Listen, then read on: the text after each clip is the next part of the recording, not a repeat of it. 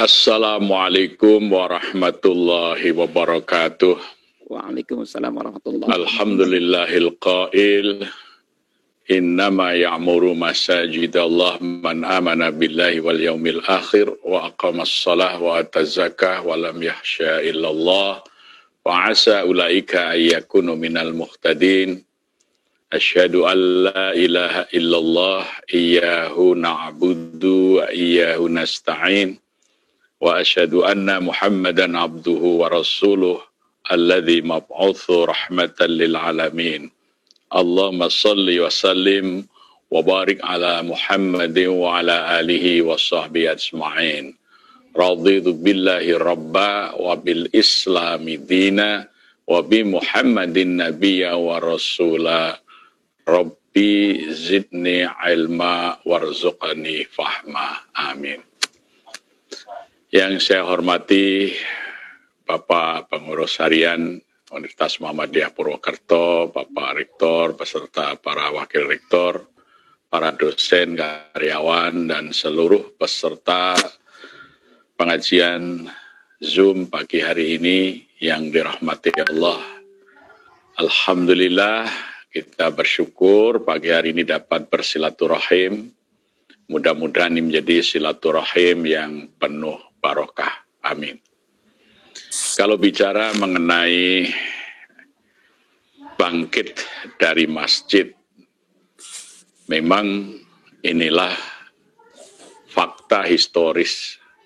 Islam dibangkitkan dari masjid. Demikian juga bahkan lahirnya organisasi Muhammadiyah itu sendiri muncul dari Masjid Gede Kauman, Yogyakarta, oleh seorang pengurus masjid yang juga menjadi khotib anom di Karaton Ngayuk Yogyakarta Hadiningrat, yaitu Muhammad Darwis atau Kiai Haji Ahmad Dahlan. Jadi masjid itu memang merupakan sumber kebangkitan gerakan kemanusiaan yang membebaskan manusia dari segala bentuk penindasan dan penjajahan, karena manusia hanya boleh tunduk dan patuh kepada Allah Subhanahu wa Ta'ala.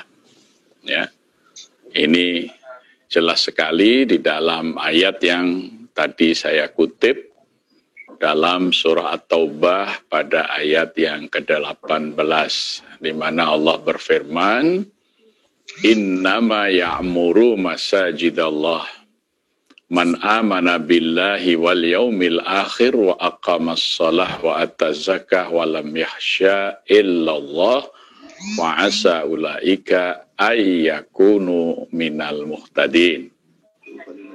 Hanya saja orang-orang yang memakmurkan masjid-masjid Allah adalah orang-orang yang beriman kepada Allah dan hari akhir, yang menegakkan sholat, menunaikan zakat, dan tidak takut kecuali hanya kepada Allah.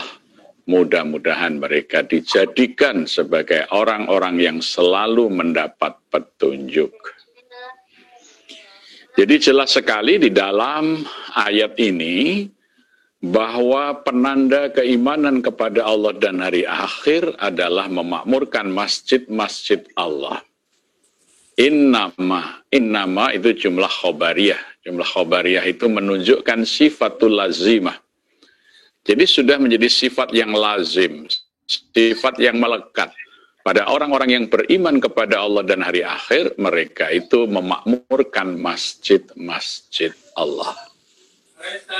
Ya, keimanan kepada Allah dan hari akhir dibuktikan dengan memakmurkan masjid-masjid Allah. Bahkan Rasulullah Shallallahu Alaihi Wasallam pernah menyatakan, ya, inna ma'umaru masajidahum ahlullah. Sesungguhnya orang-orang yang memakmurkan masjid-masjid adalah keluarganya Allah. Jadi orang yang diperlakukan oleh Allah laksana keluarga, yaitu dicintai, disayangi, dilindungi, dicukupi, ya. Itu orang-orang yang mau memakmurkan masjid-masjid Allah. Bagaimana memakmurkan masjid Allah itu? Ya, di dalam kalimat berikutnya di ayat itu menyatakan aqimis shalah wa atuz zakah wa lam yahsya illallah. Yang pertama adalah dengan menegakkan sholat. Maksudnya adalah tidak sekedar mengerjakan sholat, tetapi menegakkan sholat itu termasuk di dalam pelaksanaannya sesuai dengan apa yang disunnahkan oleh Rasulullah Shallallahu Alaihi Wasallam. Beliau menyatakan, ya, harus sholat minal mar'i fi baitihi illa sholatul maktubah. Ya. Sesungguhnya sholat yang terbaik bagi seseorang itu adalah sholat di rumah mereka masing-masing, kecuali sholat yang telah ditetapkan, yaitu sholat wajib. Jadi kalau sholat sunat itu dikerjakan di rumah masing-masing itu lebih baik, ya, tentu saja kecuali sholat sunat tahiyatul masjid, ya. Maka sholat wajib itu dikerjakan dengan berjamaah di masjid. Ya. Jadi Rasulullah sampai memberikan kegembiraan bagi mereka yang selalu menunaikan sholat berjamaah di masjid. Ya, misalnya sholat subuh berjamaah di masjid, Rasulullah menyatakan, man sholat al-subhi fi jamaatin faka'annama sholatul laila kulluh. Ya, bahwa barang siapa yang sholat subuh dengan berjamaah di masjid, seakan-akan dia telah menegakkan sholat semalam penuh. Jadi kalau di rumahnya tentu nilainya lain. Ya, man sholatal isya fi jamaatin. Barang siapa yang sholat isya'nya dikerjakan bersama di masjid, faka'ana manif sulaila kulluh, seperti sholat separuh malam. Demikian juga maghrib. Barang siapa yang sholat duhurnya dikerjakan bersama di masjid, lebih baik baginya daripada mengerjakan sholat malam 1000 rakaat. Ya, jadi sholat malam 1000 rakaat itu tentu sangat berat. Tetapi pahala sholat zuhur kalau dikerjakan secara berjamaah di masjid lebih baik itu daripada mengerjakan sholat malam 1000 rakaat. Itu hadisnya semuanya hadis muttafaq alaih. Ya. Barang siapa yang bisa menjaga sholat wusta, sholat asar dengan berjamaah, ya Allah akan memberikan jaminan di dalam kehidupannya. Nah, jadi sebetulnya itu dorongan-dorongan Rasulullah untuk kita aqimis shalah, menegakkan sholat. Nah, bagi para pengurus masjid, seharusnya melakukan upaya maksimal memobilisasi, menggerakkan, mengorganisir, agar umat Islam di sekeliling masjid itu berbondong-bondong menegakkan sholat berjamaah di masjid apabila telah tiba waktunya. Ya, jadi memang harus ada upaya serius menegakkan adzan, mengerjakan adzan, bukan sekedar meneriakkan kalimat adzan seperti selama ini masjid-masjid baru meneriakkan kalimat adzan, menyalakan speaker, muadzin kemudian meneriakkan lafaz adzan. Ya, tapi adzan itu maknanya mengorganisir, memobilisasi, menggerakkan. Ini bisa kita lihat dalam surah Al-Hajj mengenai haji itu, fa'adzin finnasi bil hajj, dan adzanilah manusia untuk berhaji.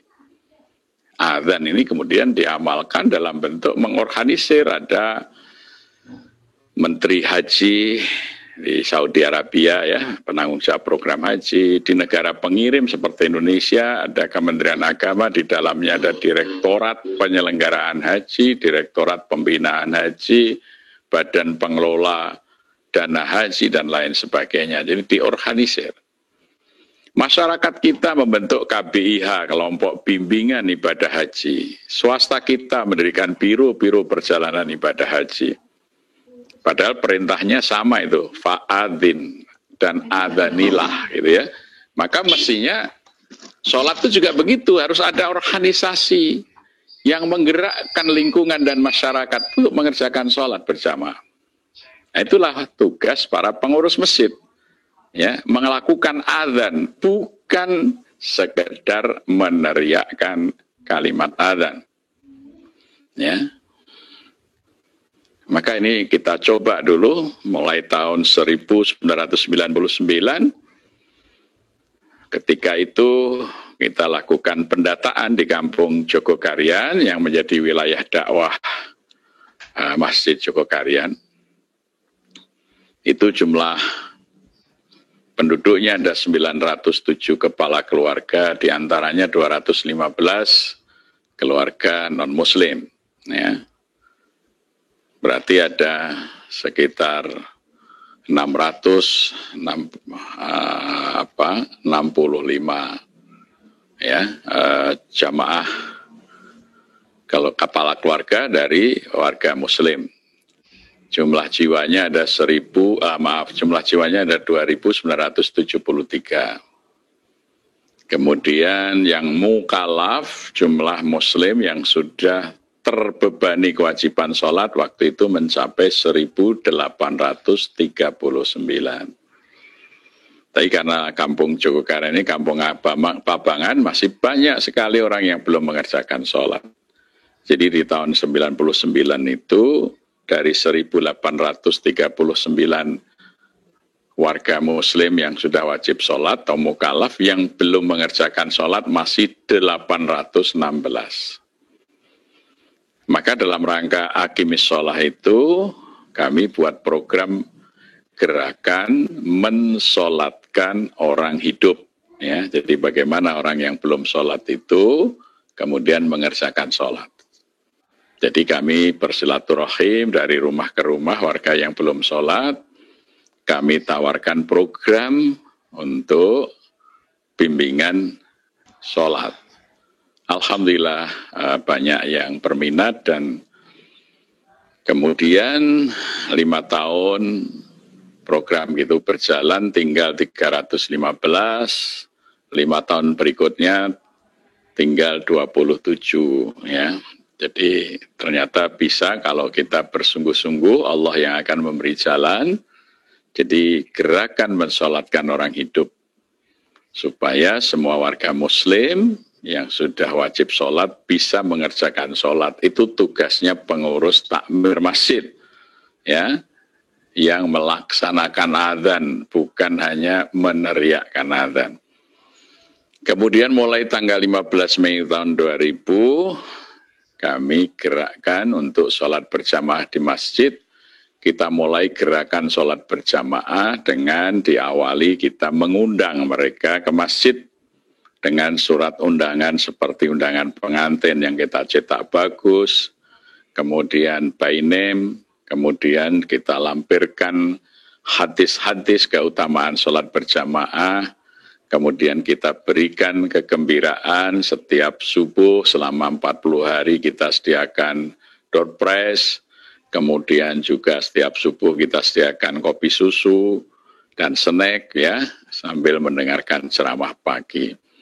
Alhamdulillah ya, kita merasakan peningkatan yang luar biasa. Yang semula jamaah subuh itu paling 25-30 orang, kemudian ya 5 tahun menjadi 20% dari Jumatan, 10 tahun menjadi 50% dari Jumatan, dan sekarang ini rata-rata sholat subuh sehari-hari mencapai 70% dari Jumatan. Hatta termasuk di masa PPKM ini, masjid kami masih penuh jamaah 5 waktu, juga di waktu subuh, ya. Itu. Karena nanti berkait dengan aktivitas yang kedua, wa'atu zakah, ya. Jadi memakmurkan masjid itu dengan menunaikan zakat, artinya kita mencoba mengoptimalisasi fungsi zakat itu bagi kesejahteraan masyarakat, ya. Maka kewajiban masjid selain menggerakkan masyarakat untuk sholat berjamaah adalah melakukan optimalisasi dana zakat untuk pemberdayaan ekonomi masyarakat. Sehingga masyarakat berubah posisi dari mustahik menjadi muzaki. Jadi tidak bisa disebut masjid kalau tidak ada program pemberdayaan ekonomi. Itu namanya musola saja, ya. Kalau masjid itu harus ada pemberdayaan ekonomi karena aqimis sholah wa atuz zakah itu satu paket. Ya, gitu.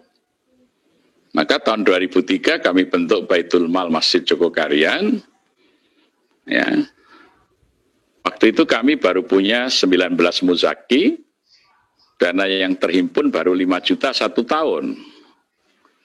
Maka kemudian dari dana yang terhimpun melalui dana zakat mal ini ditambah nanti infak, sedekah, wakaf dan lain sebagainya, kita optimalisasikan untuk pemberdayaan ekonomi masyarakat. Kita berikan bantuan modal usaha, kita berikan bantuan beasiswa, kita berikan bantuan untuk perbaikan rumah, perbaikan warung dan lain sebagainya.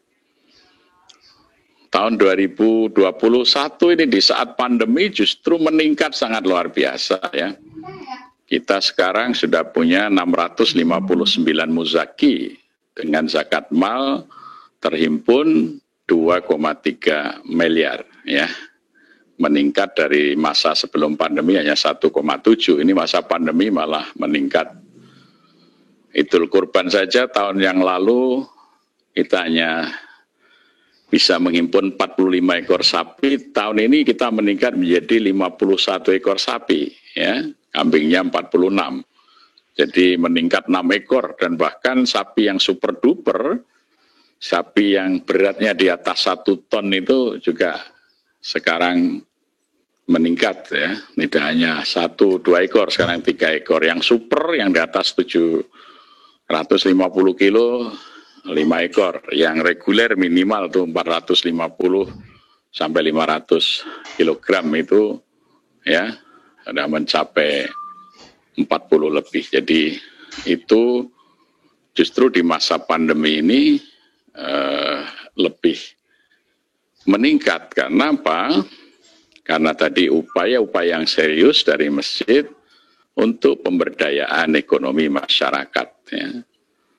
Jadi kalau dulu masjid ini hidup dari infak, kemudian kita mengembangkan wakaf produktif, kemudian menjadi wakaf progresif, yaitu dengan menjadikan lantai 3 masjid sebagai sufah atau hotel atau penginapan masjid yang kita kelola sebagai BUMM, Badan Usaha Milik Masjid. Sekarang kita juga mengelola homestay, guest house, ya, yang itu merupakan usaha masjid, dan seluruh biaya operasional masjid sudah bisa dicukupi dari badan usaha milik masjid. Maka 100% infak, sedekah, ya, dan zakat itu untuk keperluan mensejahterakan rakyat, tidak lagi untuk urusan fisik masjid, ya. Karena untuk operasional dan pembangunan fisik masjid sudah dicukupi dari hasil usaha badan usaha milik masjid atau BUMM. Ini sejak tahun 2011, ya. Masjid sudah menjadi masjid mandiri, ya, masjid yang bisa hidup dengan badan usahanya, tidak bergantung dari infak. Maka 100% dana masyarakat yang dipercayakan lewat masjid dikembalikan 100% untuk kesejahteraan masyarakat, ya. Apalagi di masa pandemi COVID ini sejak tahun yang lalu, kita justru tidak mungkin masjid itu ditutup, tidak masuk akal nutup masjid itu, kecuali musola yang hanya untuk sholat ditutup saja, nggak apa-apa. Tapi masjid dengan perannya itu nggak mungkin ditutup. Masjid itu sangat esensial dan kritikal, ya, sangat penting bagi kehidupan publik, terutama di masa sulit, ya. Sejak 2003 Masjid Jogokarian itu sudah kita rancang sebagai masjid tanggap bencana. Dari segi struktur bangunan masjid itu sudah kita hitung tahan gempa dengan kekuatan 8,2 skala Richter. Jadi kalau gempanya di bawah itu insya Allah aman, dan sudah teruji 2006 kita gempa, ya tidak ada masalah. Kemudian kita sediakan aula untuk pengungsi kalau terjadi bencana. Kita punya 2 aula besar dengan kapasitas sekitar 700 orang. Jadi kalau ada bencana, orang ngungsi di masjid, mereka bisa tidur dengan kasur dan bantal, ruangan ber-AC, bisa 700 orang tanpa mengurangi luasan tempat sholat berjamaah. Kamar mandi sudah kita desain, ada 36 kamar mandi, sehingga kalau 700 orang itu ngungsi di masjid, insya Allah tidak terlalu berdesak-desaan ketika mereka ngungsi dan tidur di masjid. Dapur kita besar, ada dapur 2 ya, di mana alat masak kita sudah menggunakan mesin, menggunakan steamer. Jadi kalau ada orang ngungsi, kita itu sekali masak bisa 200 kilogram beras, itu tidak sampai 60 menit masak itu sudah selesai ya. Jadi ini sudah bisa kita uji tahun 2006 ketika bencana gempa Jogja itu 27 Mei. Orang masyarakat masih bingung, masjid sudah bisa menyediakan sarapan untuk korban bencana itu 4.000 piring. Ya, itu pagi jam 7 sudah siap kita. Karena memang sudah kita desain masjid ini masjid tanggap bencana. Ya, kemudian dana kebencanaan itu sudah kita sediakan. Di awal COVID ini, kas kebencanaan kita baru ada saldo 400 juta. Tapi selama masa COVID ini sampai ada 2 miliar. Sehingga di masa COVID, terutama PPKM ini, COVID varian Delta ini, orang kesulitan oksigen, masjid menyediakan. Ya. Jadi bahkan warga kita yang dirawat di rumah sakit tidak ada oksigen, oksigennya kita kirim dari masjid. Ya, kita juga membeli mesin untuk oksigen itu. Ya, sehingga tengah malam jam berapa saja orang mau butuh oksigen ke masjid selalu ada. Ya, ke rumah sakit malah belum tentu ada. Ya, ini maka masjid tidak boleh ditutup karena apa? Masjid itu sangat esensial perannya bagi masyarakat. Ya, itu. Ada warga yang isolasi terpapar, kami sediakan 2 rumah isolasi mandiri, lengkap, ada perawatnya, ya, alat-alat kesehatannya, termasuk oksigen, oximeter, ada ketersediaan obat, ya, makanannya semua kita jamin dari masjid. Bahkan keluarga, apabila kepala keluarganya diisolasi, kebutuhan rumah tangganya dicukupi oleh masjid. Ya, itu. Jadi ini maka tidak mungkin masjid ditutup, itu tidak masuk akal. Yang boleh ditutup itu hanya masjid sebagai tempat sholat. Tapi masjid sebagai pusat kehidupan masyarakat tidak mungkin ditutup. Ya, itu hanya orang yang nggak paham masjid saja yang meminta masjid ditutup. Ya, jadi makanya berkali-kali kami didatangi dari wali kota, Polda, Kanwil, sampai beberapa pejabat. Setelah kami jelaskan, mereka sangat memahami bahwa masjid itu memang seharusnya demikian. Dan itu sangat penting, terutama di masa krisis seperti ini. Itu loh. Ya, masjid itu buat orang tentram. Ada masjid itu ada.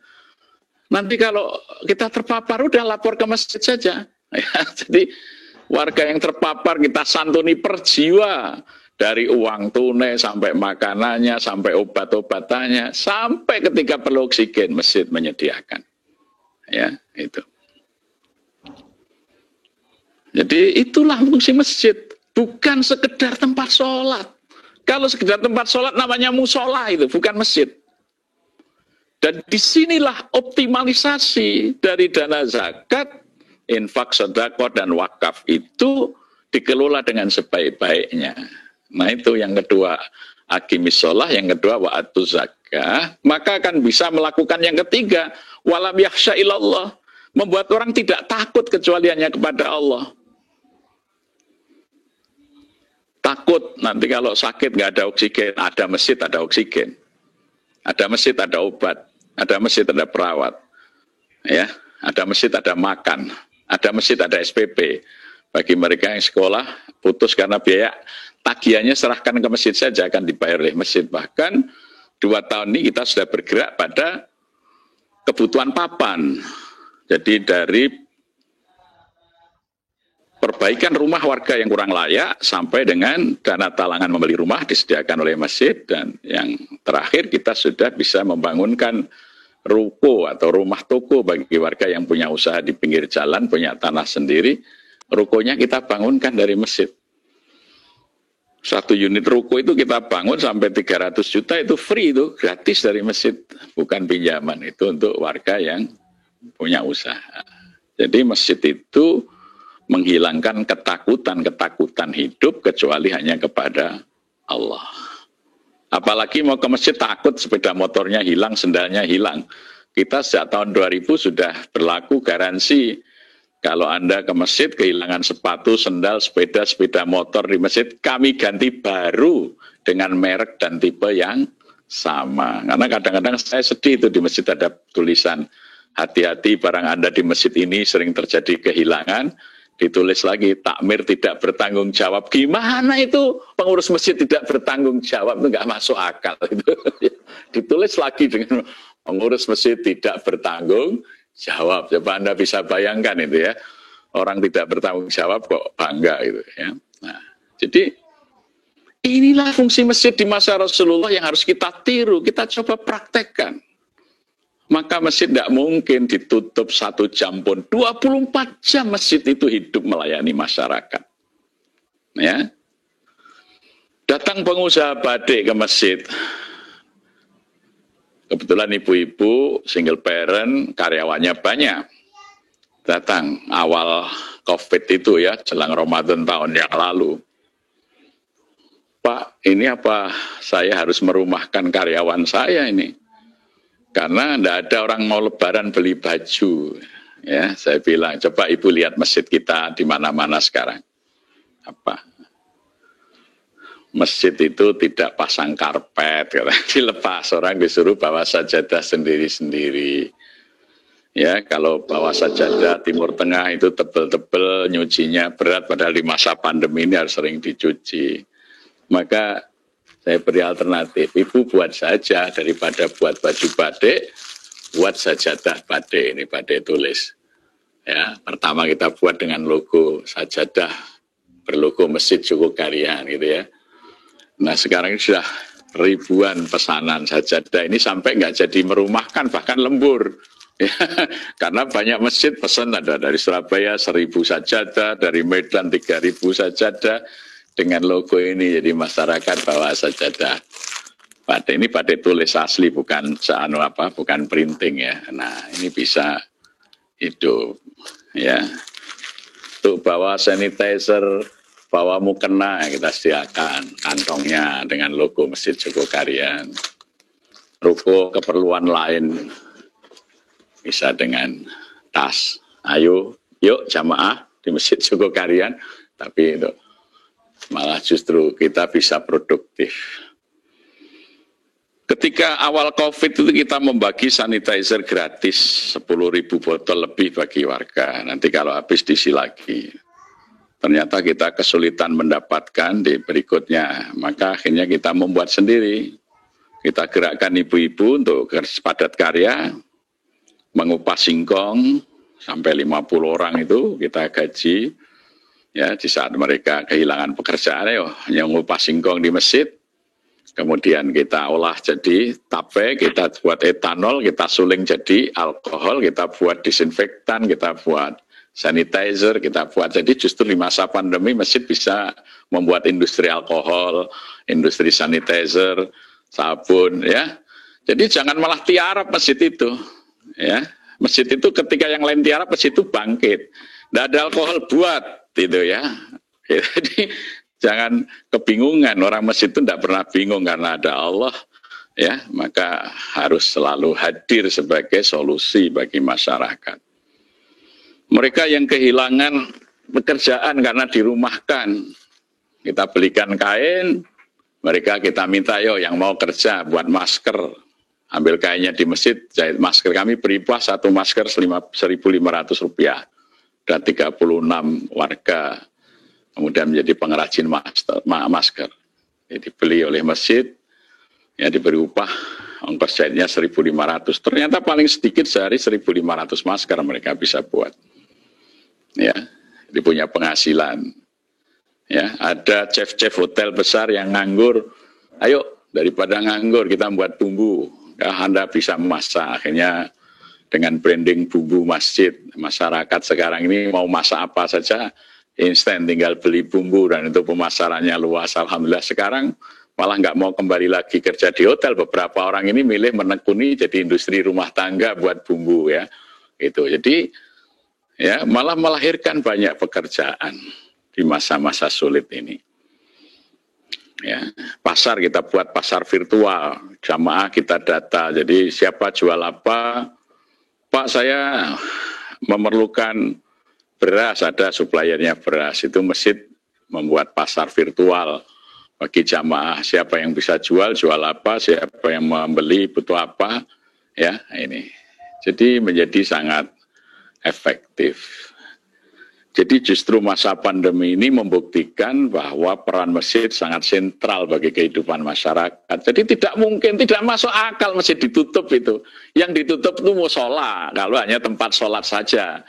Tetapi ketika fungsi masjid difungsikan, ya ini mohon maaf, saya katakan waktu itu dengan Pak Wali Kota, tim COVID, dari Polda, dari mana, ya masjid ini saya tutup, kalau nanti orang butuh oksigen larinya ke kantor kelurahan tersedia, kalau lari ke kantor kecamatan tersedia, ya saya tutup masjidnya. Wah, ada APBD-nya, Pak, masjid bisa kok, saya bilang. Ya. Artinya justru masjid itu sangat diperlukan di masa seperti ini, 24 jam. Orang tidak punya beras, datang ke masjid, kita sediakan mesin ATM, ambil beras. Tidak lagi pakai kartu, sekarang pakai KTP, sudah kita program. KTP warga yang butuh beras, tinggal ambil beras ke masjid. Ya, jadi masjid itu menjadi penyelamat di dalam situasi yang krisis. Ya, jadi pembuat aturan PPKM, saya sampaikan kemarin melalui Pak Kanwil ketika mengunjungi masjid kami, tolong sampaikan ke Menteri Agama dan buat aturan. Mestinya ada klasifikasi masjid seperti apa yang ditutup dan masjid seperti apa yang harus buka. Tidak digebyah-uyah semua masjid disuruh tutup. Kalau masjid-masjid yang punya fungsi esensial kritikal sebagaimana zaman Rasulullah ini, ya justru harus diaktifkan. Ya, karena misalnya tim COVID dibentuk di tingkat RT, sumber uangnya dari mana? Sangat terbatas, ya. Dan orang nyumbang itu kan berbeda dengan berinfak di masjid. Apalagi kalau masjid kami memang sudah siap, kita desain sebagai masjid tanggap bencana, sehingga dana kebencanaan kita itu alhamdulillah di awal COVID itu ada saldo 400, sama selama masa COVID itu khusus dana COVID kita mencapai 2 miliar lebih, ya. Jadi itu. Nah, ini peran masjid itu sangat penting. Jadi saya kira ke depan kalau masjid-masjid itu bisa melakukan fungsinya dengan benar sesuai dengan tuntunan Quran dan Sunnah, tadi 3 fungsi tadi, aqimis sholah wa atu zakah wa lam yasailallah, ini bangsa ini cepat selesai. Ya, bangsa ini cepat selesai. Sering saya sampaikan, ya, Masjid Jogokarian mengampu satu kampung, 4 RW, 18 RT, sekarang hanya 870 kakak, ya, 2.600 jiwa sekarang. Nah, itu dana yang kami kelola itu 1 tahun lebih kurang 12 miliar, artinya 1 bulan itu 1 miliar, ya.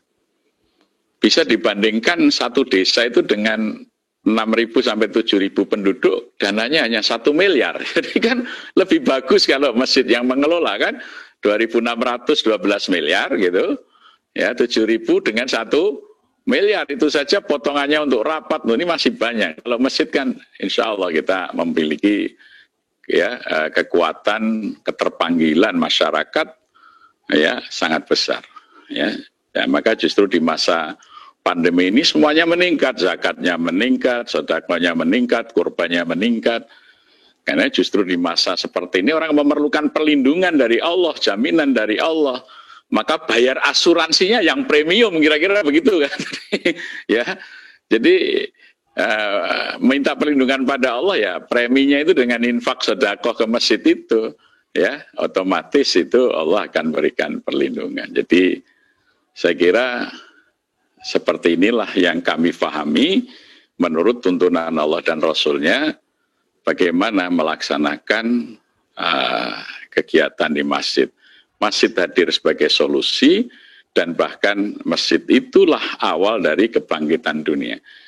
Dalam keilmuan, masjid itu disebut sebagai masjid jami'. Jami' itu artinya menyeluruh.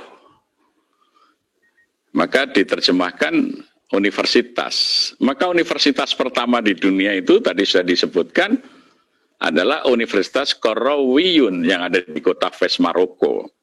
Ya, dunia belum punya universitas. Umat Islam sudah membangun universitas pertama. 200 tahun kemudian diikuti oleh Mesir dengan membangun Al-Azhar. Baru kemudian pelan-pelan Eropa membangun universitasnya. Itu dimulai dari masjid. Maka kalau namanya masjid jami itu adalah masjid yang berfungsi sebagai universitas. Kajiannya di masjid disebut kuliah. Kuliah itu kulun, itu menyeluruh, kajian yang menyeluruh. Ya. Kajian yang utuh menyeluruh lengkap, maka disebut kajiannya kuliah. Jadi kuliah itu bukan mereka ke kampus, kuliah itulah mereka mendapatkan segala macam ilmu itu di masjid. Ya, ini. Maka ilmu banyak sekali, ilmu terapan praktis yang bisa diterapkan. Jadi misalnya kebutuhan kurban. Ya, bayangkan berapa ekor sapi, jutaan saya kira, yang disembelih selama Idul Adha di Indonesia saja. Hari ini Islam sebagai rahmatan lil alamin itu terbukti, tetapi belum sebagai rahmatan lil muslimin wal mu'minin. Itu yang perlu kita buktikan. Ini satu contoh kecil. Setiap tahun 4 hari, hari Nahar, tanggal 10 Dzulhijjah dan 3 hari Tasyrik, itu di Jabal Kurban di Mina, domba yang disembelih di sana, dombanya ya, belum sapi sama untanya, itu 2.900.000 ekor. Itu hanya di Mina selama 4 hari. Ini data dari Islamic Development Bank. Kalau harga domba itu sekarang itu di Bank Ad-Rajhi, ya, itu 425 real. 425 real itu kalau dikalikan 4.000 rupiah, itu sudah berapa ribu? Itu artinya uang umat Islam yang sangat besar itu, siapa yang menikmati? Yaitu para peternak domba di New Zealand. Karena 100% domba yang disembelih di sana dari New Zealand. Ya, kenapa diplomasi kita tidak menjangkau itu? Kalau itu bisa kan lereng-lereng Gunung Slamet di Purwokerto itu bisa menjadi ya tempat-tempat peternakan domba untuk dikirim ke Mina setiap musim haji. Itu sudah investasi yang luar biasa. Tidak hanya nikel yang kita hanya dapat 10%, Cina dapat 90% dengan mengorbankan bebas keluar masuknya orang tenaga kerja Cina ke Indonesia. Ini salah satu contoh saja. Karena otaknya itu nggak ngerti masjid itu yang mikir itu persoalannya itu. Ya, ini. Itu baru domba, belum sapi. Kami di Jogokarian itu punya namanya tim pemburu sapi. Kami sudah membeli sapi 4 bulan sebelum Idul Adha. Ya. Kalau 50 sapi, misalnya itu kita beli 4 bulan sebelumnya, kita titipkan di petani binaan kami di masjid-masjid di lereng Merapi, Merbabu itu, mereka bisa merawat 4 bulan dengan upahnya saja ya, pakannya kita sediakan, vaksin dan lain sebagainya kita sediakan. Itu mereka bisa mendapat upah per sapi 10.000. Jadi satu orang bisa merawat karena pakannya sudah kita sediakan 6 ekor sapi. Jadi bisa memperkerjakan selama 4 bulan setiap orang sehari gajinya 60.000. Ya. Kita satu masjid saja kan paling tidak sudah memperkerjakan 6 sampai 7 orang petani dengan upah 60.000 sehari selama 4 bulan. Mereka masih dapat untung kotorannya bisa untuk pupuk dan lain sebagainya. Ya, coba kalau seluruh masjid melakukan hal yang sama, ya, lapangan kerja ini yang pemerintah sampai sekarang bingung menyediakan, dengan kurban saja bisa. Apalagi kalau setahun ditakjil membelinya itu bulan Muharram sudah membeli kurban, dititipkan, itu proses. Masya Allah itu kita akan mendapatkan sapi dengan kualitas lebih baik, ya, seperti kemarin kita sapi yang reguler itu rata-rata yang kita beli dengan harga sekitar 19 sampai 20 juta itu keluar dagingnya rata-rata 135 kg. Kalau itu dibeli di saat menjelang Idul Adha paling hanya 100. Maka kita untung 35 kg per sapi. Ya, kali 50 misalnya kan sudah berapa keuntungannya, jumlah daging yang bisa kita peroleh lebih banyak. Bisa memperkerjakan petani. Di Indonesia itu kebutuhan daging itu dicukupi oleh peternak kecil yang beternak sapi 2-3 ekor saja. Importir daging itu hanya mengisi 30% pasar. Jadi kalau kurban itu kita kelola dengan baik, ya, bank kurban ini dari masjid-masjid tadi dengan membeli lebih awal, itu akan mensejahterakan peternak, sehingga yang sekarang hanya 1-2 ekor bisa menjadi 10 ekor, jadi dia bisa sejahtera. Ini kalau dikelola dengan baik. Ini saya kira Universitas Muhammadiyah Purwokerto harus melakukan kajian dan mencoba ini menerapkan bagaimana ekonomi syariah di bidang kurban ini bisa membangun kesejahteraan peternak kita, ya, juga bagi kebutuhan daging kita. Kita ini tertinggal jauh dengan masa kejayaan Islam di masa Keraton Mataram Sultan Agung, ya, tahun 1618 sampai 1645, di masa kepemimpinan Sultan Agung sebagai raja terbesar Mataram itu kesejahteraan rakyat itu bisa diukur di ibu kota kerajaan Mataram di Kertopleret itu satu hari disembelih sapi itu 80 ekor. Penduduk Kerto waktu itu sekitar 13.000.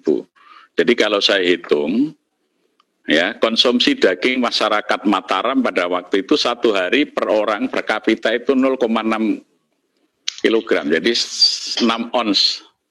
Makanya prajurit Mataram gagah berani melawan Belanda ke Batavia sana. Jadi Belanda mengambil alih, ya, Jayakarta, Sultan Agung langsung mengirim pasukan itu ngeluruk dari Mataram ke Batavia. Musuhnya orang-orang Belanda yang gede-gede juga karena dia makan daging juga. Prajurit Mataram juga konsumsi dagingnya hebat. Jadi itu sekarang coba konsumsi daging kita itu berapa? Kita mengalami kemunduran yang luar biasa. Jadi ketika Islam itu dipakai sebagai tata kelola kehidupan masyarakat, kemakmuran itu bisa diraih. Ya. 13.000 penduduk, 80 ekor sapi, itu baru saya hitung rata-rata satu keluar dagingnya 100 kg. Coba kalau sapinya besar-besar.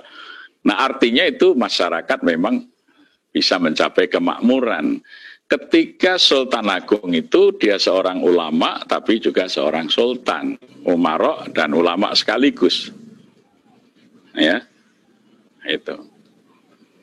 Jadi ketika Islam itu menjadi paradigma, ya, bukan Islam hanya sebagai alat untuk meraih kekuasaan, ulama hanya menjadi kendaraan politik, ya tidak akan membangun kesejahteraan. Ya, gitu. Tapi kalau seperti zaman Sultan Agung, ketika ulama memimpin dengan ilmunya bangsanya, itu menjadi masyarakat yang sejahtera itu. Ya, dan itu masjid sebagai titik 0 kilometer. Maka tata ruang kota itu selalu disebut catur gatra tunggal. Titik pertama masjid. Di depan masjid alun-alun, sebelahnya keraton, dan di situ dihidupkan pasar. Jadi masjid, alun-alun, keraton, pasar, itu disebut catur gatra tunggal. Itu tata ruang utama masyarakat Islam. 0 kilometer kota itu masjid, bukan mall, bukan toko, bukan pasar. Ya. Di depan masjid itu tempat pertemuan rakyat dengan pemimpinnya, ya, beraneka ragam warna pandangan hidup, maka disebut alun-alun, kata alwan, warna-warni kehidupan itu ngumpul di situ. Nah, sebelahnya adalah istana, tempat mengatur tempat administrasi ya pengendalian masyarakat.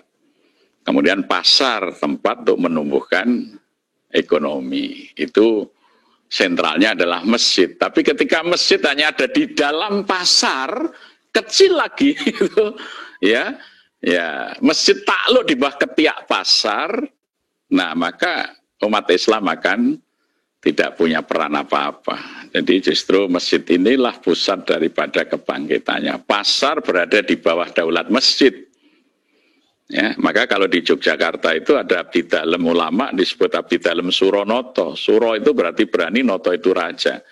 Jadi kalau dulu itu para ulama itu berani terhadap raja untuk mengingatkan, meluruskan amar ma'ruf nahi mungkar. Ketika ulama tidak berani terhadap penguasa, runtuhlah negara itu.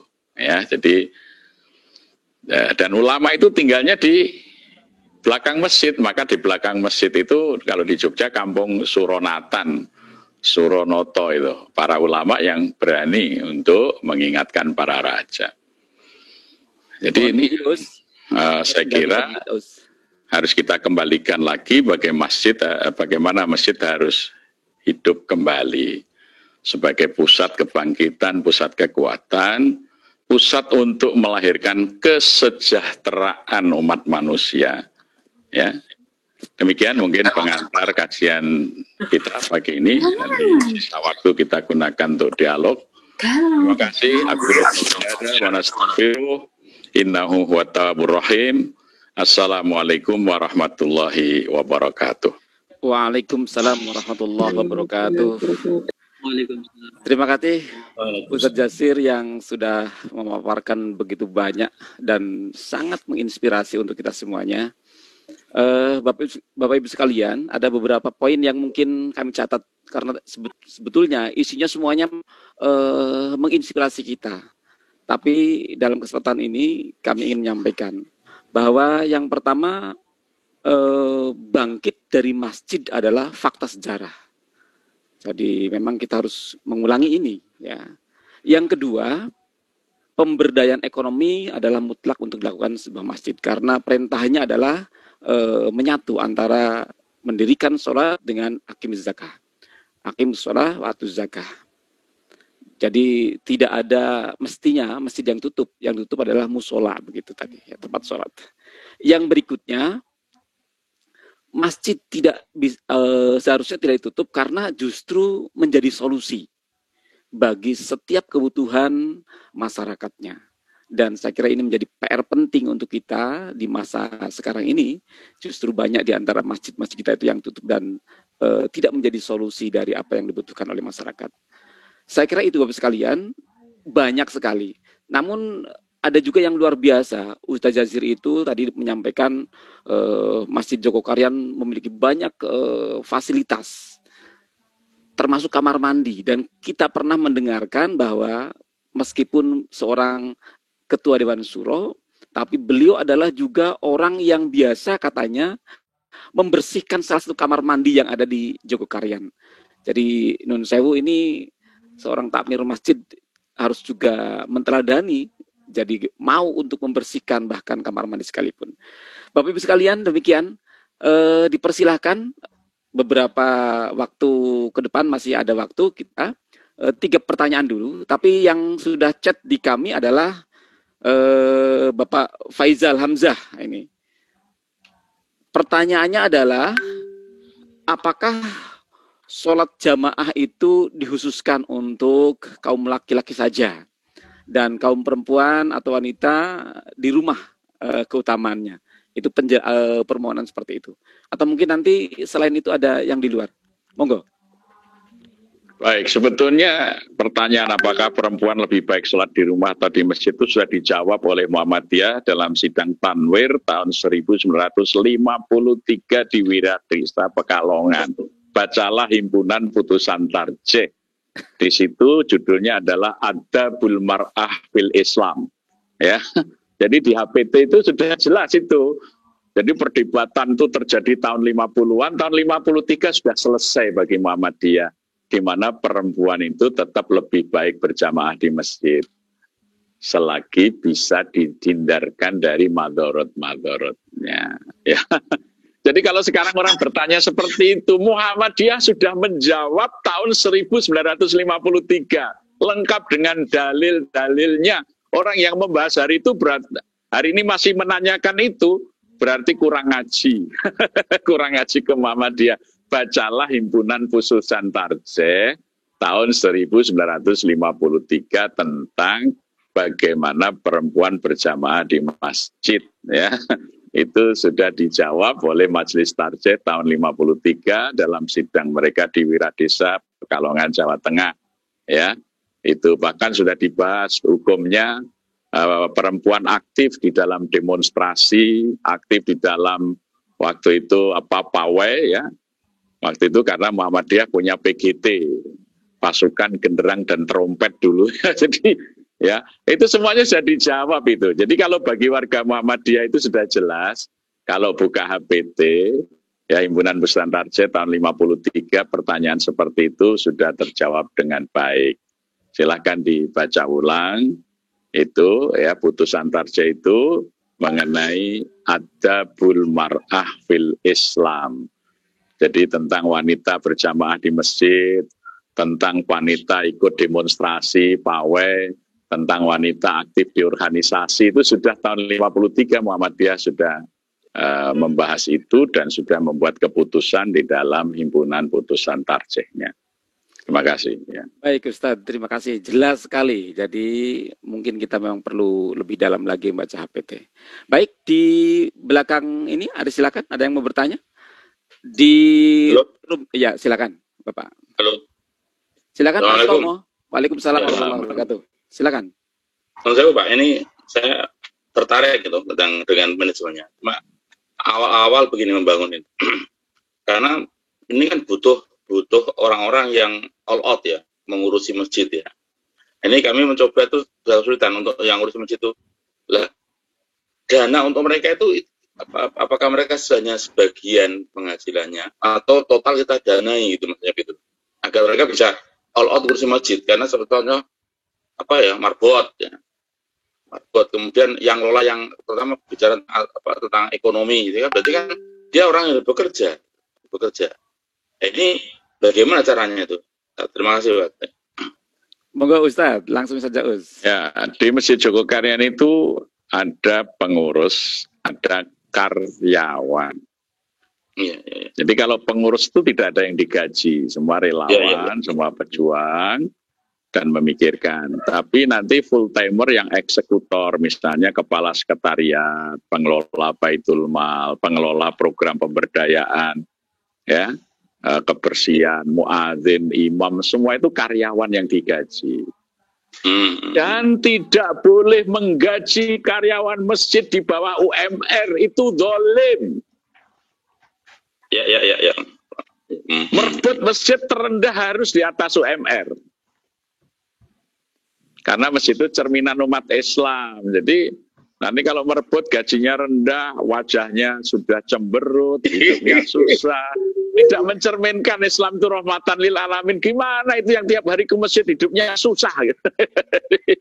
Ya. Mohon maaf ya, gini, saya juga mengelola masjid juga di Gresik. Saya gaji imam saya itu, gajinya imam ya, itu 10 juta sebulan. Ada yang bertanya, Pak nggak kemahalan Pak? Sekarang kita hitung. Saya bertanya, kalau ada pengamen, Anda kasih berapa kira-kira? Kalau di Purwokerto ada orang ngamen nggak? Dikasih berapa kalau sekali ngamen kira-kira? 1.000. Saya maunya 1.000. Sekarang begini. 1.000. Masjid itu, kalau imamnya kita gaji 10 juta, berarti satu hari hanya 300.000. Dia 5 kali jadi imam, berarti sekali ngimami hanya 60.000. Anggap saja jamaahnya 1.000. Berarti setiap jamaah, setiap makmum hanya ngasih honor imamnya itu 60 rupiah. Ini apa enggak gila ini? Apa enggak kurang ajar? Pengamen dikasih 1.000, imamnya dikasih 60 rupiah. Orang yang hafal Quran, suaranya bagus, kasih 60 rupiah. Ya toh? 4 rakaat atau 2 rakaat. Sementara pengamen yang nggak pernah mondok, cuman sering, lagunya nggak selesai 1.000. Ini otak kita itu di mana? Pikir ya, itu. Ya, coba kita itu sama sekali tidak menghormati orang yang seharusnya dihormati, ya. Imam itu dihormati, maka imam itu kunci pelayanan. Gajilah imam yang bagus, pilih imam yang bagus. Jadi kalau makmum itu nikmat karena baca imamnya bagus, ya. Dan itu kecil jamaah dipahamkan. Kalau ada makmum, nah itu kan kalau 1000 jamaah satu masjid kan cuma 60 rupiah gitu kan. Ngasih pengamen 1000, ngasih imam 60 rupiah. Ini contoh kalkulasinya itu jelas sekali itu ya. Nah, alhamdulillah ada juga jamaah yang ya Pak Ustadz, saya ikut gaji separuhnya lah tiap bulan. Selesai itu nanti ya. Tapi kepahaman tentang memuliakan orang-orang yang ada di masjid sebagai pekerja khotam-khotamnya masyarakat di masjid itu harus kita perhatikan. Ya, jadi itu maka bisa berjalan semuanya karena yang tugas di sekretariat ya full timer dia bekerja di situ, tetapi gajinya memadai. Ya, itu. Ini kepala administrasi masjid itu kan pendidikannya S1, pengalaman kerjanya sudah banyak, dia bekerja di masjid, ya harus cukup. Ya, nah, itu. Cleaning service-nya ya, kebersihan atau merbotnya, ya supaya masjid bersih, dia gajinya juga harus cukup, gitu ya. Itu. Nah, jadi saya kira ini. Jadi jangan kemudian pengurus yang mengerjakan itu. Karena pengurus orang-orang yang punya aktivitas, punya kesibukan, maisahnya ya di luar masjid. Jadi gagasan yang sungguh-sungguh, memikirkan yang sungguh-sungguh bisa dieksekusi oleh mereka yang sepenuh waktu melaksanakan tugas sesuai dengan yang telah ditetapkan oleh pengurus masjid. Jadi mereka karyawan. Sekarang alhamdulillah Joko Karyan itu ada 15 orang karyawan. Ya. Jadi security ada 9 orang ketika kita berikan gaji yang layak kan. Jangan sampai kalah lah sama security pabrik atau security hotel kan gitu ya. Sehingga orang berpikir jangan berpikir wah kapan saya bisa kerja di hotel atau ke pabrik. Malah orang pabrik yang berpikir kapan saya bisa kerja di masjid, gitu pikirannya itu harus dibalik begitu. Ya itulah yang coba kita lakukan. Insya Allah semuanya bisa jalan.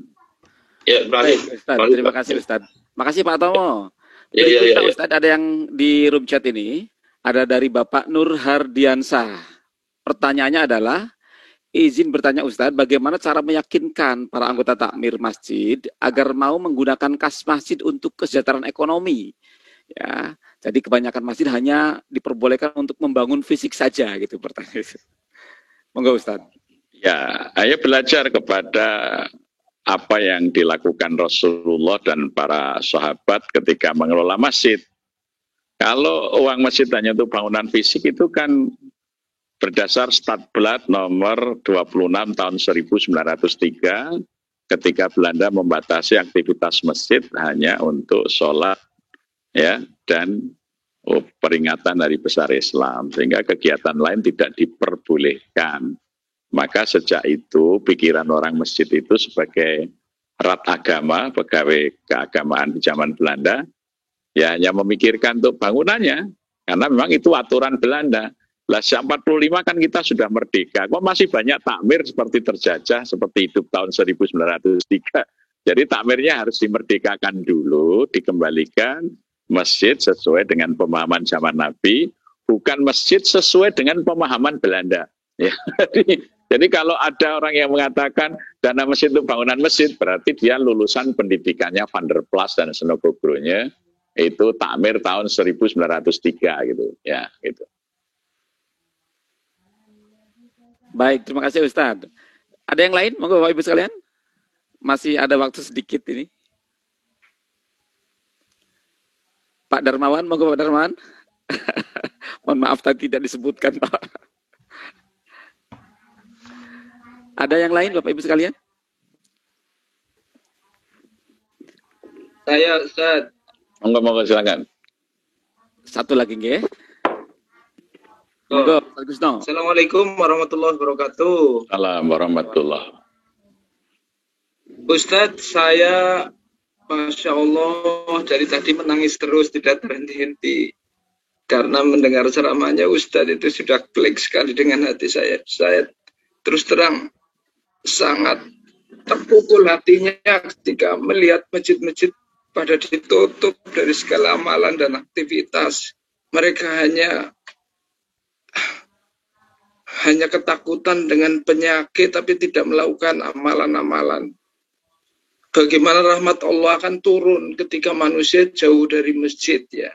Ini saya merasa dengan ceramahnya Ustadz terketuk sekali hati. Ide manajemen Joko Karya ini bisa tersalur ke para tokoh-tokoh bangsa dan ulama, Ustadz, supaya jalannya solusi itu tidak hanya semata-mata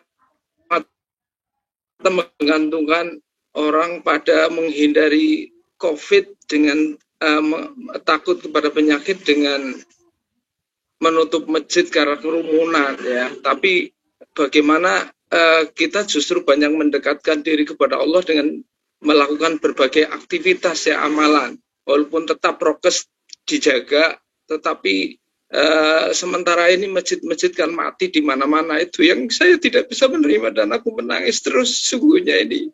Baik. Mohon Ustadz untuk bisa membangkitkan. Baik. Ini bagaimana caranya, Ustadz? Terima kasih. Baik, terima kasih Ustadz Kirto. Monggo Ustadz Jazir. Ya baik, alhamdulillah kami sudah beberapa tahun ini menyiapkan SDM pengelola masjid, satu dalam bentuk kerjasama kelembagaan, kita mendirikan sekolah takmir masjid, misalnya dengan pemerintah daerah Kabupaten Karanganyar, kalau di Jawa Tengah itu ada sekolah takmir masjid dikelola oleh Kesra, ya itu ada 17 kali pertemuan. Kemudian kita kerjasama dengan pemerintah Siak Indrapura, di sana juga ada sekolah takmir masjid. Di Jember kita juga bekerja sama dengan YAIN Jember, dengan Yayasan Dana Sosial Afala. Kalau di sana malah 70 kali pertemuan. Tetapi kami juga kerjasama dengan Stip Kia Rahmah di Surabaya, kita membuka Prodi Manajemen dan Imam Masjid. Pendidikan Imam dan Manajer Masjid, itu sudah tahun kelima ini. Kita sudah meluluskan. Dan semua lulusan itu alhamdulillah sudah terserap karena banyak sekali masjid yang dibangun, ukuran besar, dananya cukup, mereka memerlukan manajer pengelola masjid dan imam masjid yang baik. Kami Joko Karyan juga ini merintis Cyber University, Universitas Masjid, ya. Kita menyiapkan tidak hanya SDM dalam pengelolaan, tapi pengembangannya kita merintis sekarang juga nanti ada fakultas peternakan, pertanian, dan industri makanan halal. Karena basic, ya, untuk ternak itu, ya, kita ingin amaliyah kurban itu nanti menjadi satu pendorong kesejahteraan para peternak dan petani, ya. Sehingga dengan ini kurban saja, ya, saya kira kalau di Indonesia anggap saja ada 400.000 masjid, ya. Kalau rata-rata 2 ekor sapi kan sudah 800.000 sapi yang diperlukan per tahunnya itu untuk disembelih, itu baru sapinya. Itu aja kalau dihitung rata hanya 2. Ya. Nah, itu pengadaan itu kan satu peluang yang besar. Belum lagi nanti kambingnya, kemudian ada tradisi akikoh. Jadi sebetulnya inilah yang harus kita garap, ya. Jadi masjid itu nanti mengembangkan ekonomi berbasis ibadah, ya. Kita juga menyediakan bantuan sembako masyarakat itu kita hasilkan sendiri dari sawah yang dimiliki oleh masjid. Di mana sawah ini kan merupakan wakaf produktif yang kita beli dari dana masjid untuk kebutuhan kesejahteraan masyarakat. Ya, sawahnya nggak pernah hilang karena itu abadi, ya. Tapi hasilnya dinikmati oleh jamaah. Kita sudah punya beberapa lahan sawah yang hasil panennya itu kita gunakan untuk mencukupi kebutuhan beras masyarakat miskin. Ya, gitu. Bahkan ketika kita salah satunya mau membeli sawah itu, Sampai di notaris, pemiliknya tanya, Pak ini nanti atas nama siapa? Oh atas nama masjid. Loh, masjid beli sawah untuk apa? Kita jelaskan, kita itu memberikan bantuan sembako kepada warga miskin, kita menyediakan beras bagi mereka yang memerlukan. Malah beliau mengatakan, tidak usah saya jual Pak, saya wakafkan saja. Akhirnya kita malah dapat sawah gratis. Ya, itu. Kemudian ada lagi orang tahu, ini karena muncul di media kita, ada orang nelpon juga, Pak Ustadz saya juga mau wakaf sawah gitu. Akhirnya kita punya beberapa sawah wakaf yang kita gunakan untuk kecukupan beras warga miskin. Ya, jadi itu sebetulnya semuanya bisa dilakukan ketika masjid itu hadir melaksanakan fungsi sesungguhnya seperti di masa Rasulullah itu. Barokahnya nanti masjid itu sendiri akan menjadi makmur ya. Tetapi kalau kita mengikuti sunnahnya Panderplas dan Senogogronya, masjid hanya dibuka ketika mau sholat, ditutup sesudah sholat. Ada orang nggak punya oksigen, diam saja. Ada orang nggak punya beras, masjid diam saja. Ya masjidnya ya seperti itu saja. Jadi saya kira masjid harus dibangkitkan untuk membangkitkan kehidupan masyarakat. Itu nanti potensi akan datang sendiri ya. Jadi masyarakat akan datang. Ini masa COVID ini kami membagi APD kepada relawan-relawan penguburan COVID ini, ya. Ini tidak sampai seminggu kami sudah membagi lebih dari 500 APD. Apa yang terjadi? Ada orang telepon dari Medan, Pak Ustadz, masjid butuh ambulan nggak? Tak kirim. Nah, ini kita lagi pesen ambulan sekarang baru masuk di karoseri, ya. Itu. Jadi nanti akan ada lah pintu-pintu keluar itu ketika kita beraktivitas. Tapi kalau masjid tutup ya gimana? Untuk apa ambulan itu? Jadi ketika kami melayani masyarakat, ada orang melihat aktivitas tim COVID-nya masjid ini, ada orang yang mau nitip amal ya, dia belikan mobil itu. Bahkan sampai saya dipanggil ke Medan itu mau dikasih 5 mobil itu, cuman saya terima 3 aja ya untuk kegiatan masjid. Karena 3 itu juga sudah perlu pengelolaan yang baik. Kami nggak mau menerima tanpa pengelolaan yang baik. Nanti kalau kami sudah membutuhkan lagi, saya terima. Saya bilang selama ini kita ini saja yang kita terima. Gitu. Jadi nanti akan ada pintu-pintu kebaikan itu ketika kita memulainya. Jadi ketuklah pintu kebaikan, maka akan dibukakan kebaikan yang banyak. Jadi jangan justru dalam masa seperti ini kita tiarap, ya. Tapi gunakanlah masjid ini sebagai tempat kita melakukan tolong-menolong, ta'awanu 'alal birri wat taqwa wala ta'awanu 'alal itsmi wal 'udwan. Saya ingat ketika masih anak-anak dulu, guru ngaji saya orang NA, Nasihatul Aisyah. Jadi semboyannya al-birru manittaqo itu. Al-bir, kebaikan itu bagian dari takwa. Sehingga digambarkan ya bagaimana bersimbol padi itu. Jadi ya hal-hal yang seperti itulah sebenarnya inspirasi-inspirasi yang kita gunakan untuk mengembangkan fungsi-fungsi masjid itu. Sejak zaman Nabi inspirasinya sudah ada, tokoh-tokoh pergerakan kita dulu juga sudah membuktikan demikian. Maka marilah kita mulailah meniru segala yang baik, kita optimalkan, dan insya Allah Allah akan memberikan jalan ketika kita bersungguh-sungguh. Walladzina jahadu bina lanahdiyannahum subulana. Terus Ustaz. Terima kasih Ustadz, sangat jelas dan sungguh bagi kita menginspirasi sekali, sehingga mudah-mudahan jamaah sekalian yang hadir bisa dan mampu untuk menerapkan semampu kita insya Allah. Nanti disampaikan tadi bahwa jika masih kurang informasinya mungkin bisa datang langsung ke Masjid Jogokarian di Yogyakarta. Sekali lagi terima kasih Ustadz, jazakallahu khairan katsiran atas pemaparannya.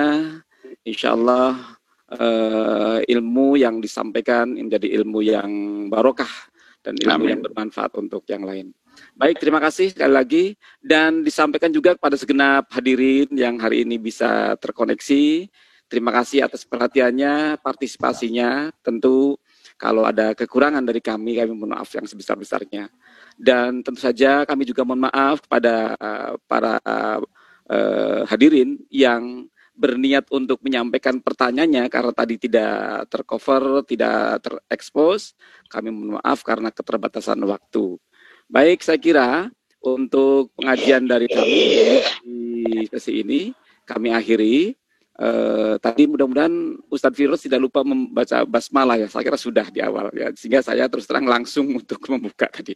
Baik, dari saya Muhammad Agung Miftahudin, bila ada kekurangan, kesalahan dalam membawakan acara ini dan memoderasi acara diskusi kita pada hari ini adalah mohon maaf yang sebesar-besarnya. Sekali lagi, billahi taufiq wal hidayah. Wassalamualaikum warahmatullahi wabarakatuh.